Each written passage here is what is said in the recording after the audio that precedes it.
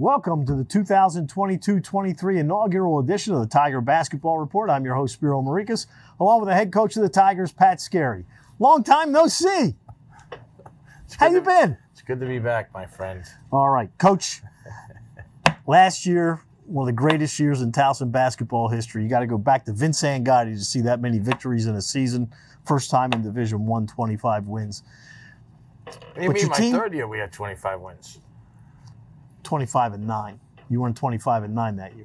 Winning percentage. Oh, all right. You come back this season, but your players are hungry because the year did not end the way you wanted. When you start training camp, how much is that a focus?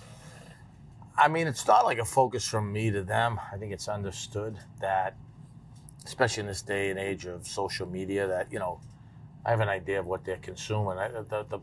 The idea is to make sure that we're building good habits and practicing the right way, so that that we have that edge to us, that you know, we have unfinished business and there's something to prove. But it's you know, it's such a long year, and you're dealing with, you know, young men, and you know, just trying to get better every day. They've been good though. They've been good. I mean, there's you know, we're not there yet. We can get there, but we're not there yet. You finished the year playing in the NIT and losing to Wake Forest. There was speculation as to who was going to come back, who wasn't going to come back. And you're in kind of a unique situation in 2022 in that your four leading scorers are all coming back. And not a lot of schools have that. But you can't win with just four guys. You need more than that. So talk about the additions that you've made to this year. Yeah. And the losses that are going to hurt. Yeah, obviously we're excited that those guys came back. It says a lot about them and the respect they have for Towson and our athletics, hopefully the staff, you know. We lost, you know, I think we lost really good leaders. You know, Terry Nolan, Antonio Rizzuto, Jawan Gray, and guys that were very good defensively. So we've got to, you know, and those guys really accepted their roles. So as we put this together, that's going to be important. And we got a lot of new additions. It's the healthiest our program's been talent-wise from top to bottom since I've been here. That doesn't mean everyone's going to get to play, but it is that there's a path for every guy in the roster to play. If not right away this year, certainly a year from now. But additions, you know, Sekou Siller is a guy that we're trying to figure out how to effectively use him, because he's Division II Player of the Year. Yeah, he's talented. He reminds me of Johnny Davis. He's so we got to figure that out. He's a good teammate. He's a good guy. I think he's going to make a big push for us. Nigel Russell's going to play a lot. He's good defensively. He can transfer from Southeast Missouri. Grew up in Baltimore County. He can shoot the ball. Really great body. You know, Ryan Conway is a freshman who hasn't played in college basketball, even though he's a little bit older, local guy from Delaney. He's going to be a good player. Makes your son and I happy? Yeah, of course. He can really shoot. He works hard. But there is a learning curve when you haven't played a game in a couple of years. You know, Tyler Coleman's improved a lot. Christian May and Dylan Williamson are good freshmen. Those guys can play basketball. So those are the, you know, the newer guys. But yeah, it's like every year, like you just talked about, you're putting a team together and roles, and who are the stoppers, who are the rebounders, who are the shot makers, you know, like all that stuff remains to be seen. And I would say, not to babble on, but the tricky thing for us is we don't have a bunch of Division III games or a bunch of games we go by and say, sit around the office, hey, we're going to get this guy this amount of minutes tonight, or this guy. We have great opportunities in front of us, like really good teams starting next Monday. So you're kind of learning on the fly. You know what I mean? Every game is like a Super Bowl type game. Well, I was going to mention that 13 non-conference games, 10 of them on the road, 3 at home. 4 neutral, though. I don't want our administration to make it seem like we're playing all road games. Okay, 4 neutral, not at CQ, but so they're road games. Fair I didn't enough. say away game. I didn't say you were the visitor. Fair enough. I just said road games. That's why I love you. I know in years past, you use that as kind of trying to get your rotation right for when conference play starts. And you've had some games, against a D3 or maybe a D1 that you knew you were going to be able to play a lot of guys during the game. Now you're in a situation where just about every game is going to be competitive. How does that adjust your thinking on getting the rotation right for conference play? Yeah, I think it magnifies the urgency of doing that, But, like we're also looking at it, I mean, if we can strike gold early, that would be tremendous. That's certainly what we're shooting for. And if for some reason we don't, we've got to get ready for the conference. And then after that, we got to get ready for the conference tournament. We're lucky in that our sport, and that it almost is like 3 seasons in some ways, or at least two pretty long ones. Well, hopefully the third one will be long too. But your great. first game is against Albany, a team you beat last year 77-56.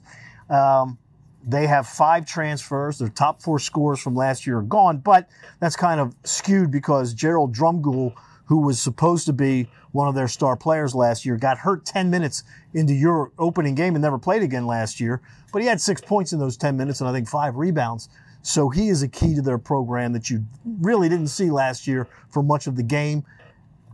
How do you scout a team that has so many new players? Yeah, that's tricky this time of year. We have great respect for Albany and what Dwayne Killings is doing there. Drumgoole is good. He's an ACC transfer. They're good freshmen, Little, McNeely. Those guys were good. The kid, you get some veterans back, Amika, Hutchinson. And then they've added some, like you said, transfer. The kid Patel and kid Armstead, the kid from Merrimack and Cornell. And they have a really good small college player. So, you're trying to get intel. Watch some tape from last year, some trends, but there is that element of surprise in these early games. So a lot of it is also about some things that we hope to be really good at. We need to be good at those things to give ourselves a chance in that game. You had a couple of exhibition games, one against LaSalle, one against St. Joe's. What did you learn from those 2 games? We don't know if we've learned yet, right? That'll tell based on our how we move forward. We dropped one at St. Joe's on Sunday. They were good. I thought they were organized. They had good talent. We got up big early. Fouled too much. We had some execution errors. So, like I said, but I thought it was good for us because I thought it was the type of game we would see in the top 5 teams in our league on the road. Come January, February. So. I think what I'd say today is we have improved that we can beat a top 5 CAA team right now. Speaking of the CAA, it's almost 2 months away now when you will start playing conference games. But for the first time in a while, it's not going to be a true round robin where everybody's got a different mix and match of who they play home and away. How do you feel about that going into the conference? Or you'll let me know in late February. I know we got most of the teams all the good teams in the North twice, and then teams in the South twice. They were kind enough to send us to Charleston twice, at Wilmington. A couple of picnics right there. They're good opportunities. I mean, you want to play meaningful games, and we'll be ready by then. We know the league's going to be good. I think the way the schedule's set up, what I would tell people is, we've got really good opportunities for hopefully statement wins early. If not, we're going to find some things out about ourselves that we better get rectified before the conference rolls around. It's another year with you, and I've got to give you a quote because your teams have always been known as great rebounding teams. So I pulled out a quote from Charles Barkley. I want to see what you think about this. He says, "I always laugh when people ask me about rebounding techniques. I've got a technique. It's called go get the damn ball." I like that quote, and hopefully we can rebound like that. This morning, my son said to me, "Why are you carrying around this 9-foot book?" You know what 9-foot what? Book. You know what I said to him? It's a long story.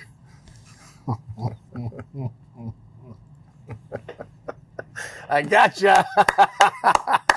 Before we go, let's talk quickly about your difficulty in schedule making this year.